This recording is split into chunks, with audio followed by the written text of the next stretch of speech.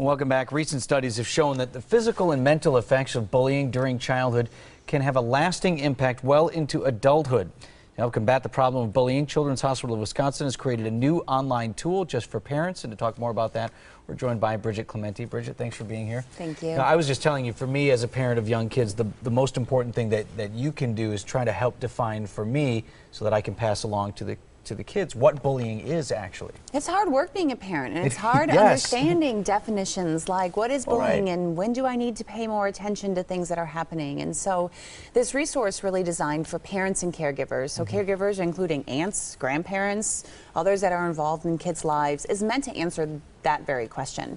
What's bullying? What do I do if my child is engaged in the behavior? What do I do if they're a target? And how do you handle all that as a parent? I think one of the things that the site also gives parents tools to do is teach your kids to try and handle this stuff on their own. Not to say that you can't be there for them or contact the school when you have to in these serious situations, but what I want to do is tell them, look, this is how you handle this. Absolutely. Building resiliency is a really important part of becoming a parent and having the child be able to solve some of those problems, but also being their advocate. And so parentsactnow.com talks about when is it important to build that resiliency and when do we act as an advocate and how do we do both.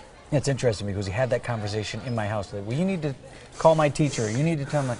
sometimes you do and sometimes you don't. Right, and asking them, how would you solve the problem? Let's solve it together. There's a lot of life lessons that are learned in that process. You know, about this new information that's coming out about the long-term effects of bullying, the message I take away from that also is even if you've dealt with a situation in the present, you still need to pay close attention to your kids. If they've been a part of something like that, watch for those signs even later on that they might still need help. Absolutely, and it happens outside of the schools. Remember, it happens in sports and Right. school communities outside of schools as well. And so it's important to stay in tune, but not be overprotective. It's a fine line for us as parents.